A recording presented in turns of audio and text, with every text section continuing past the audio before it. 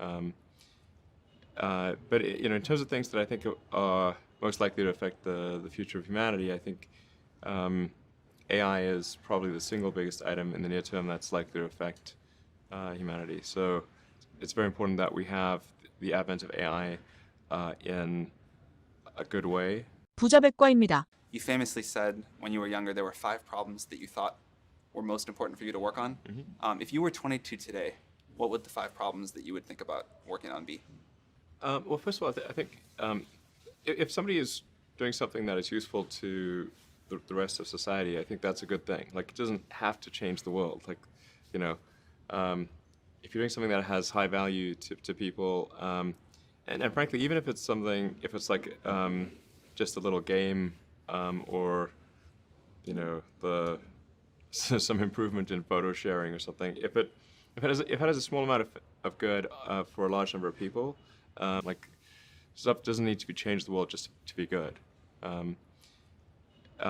in terms of things that I think are most likely to affect the future of humanity, I think AI is probably the single biggest item in the near term that's likely to affect humanity. So it's very important that we have the advent of AI in a good way. That is something that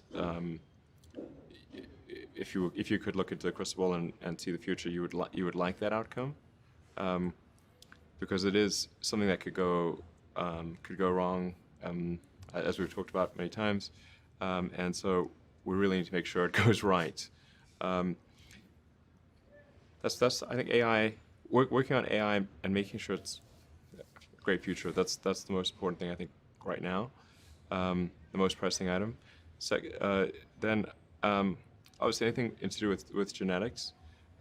If you can actually solve genetic diseases, if you can prevent dementia or Alzheimer's or something like that, with genetic reprogramming, that would be wonderful. So I think there's genetics.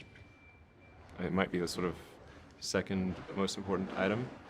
I think having a high bandwidth interface to the brain, like we're currently bandwidth limited. We have a digital tertiary self in the form of our email capabilities, like computers, phones, applications. We're effectively superhuman, but we're extremely bandwidth constrained in that interface between the cortex, and helping solve that bandwidth constraint would be, I think, very important for the future as well.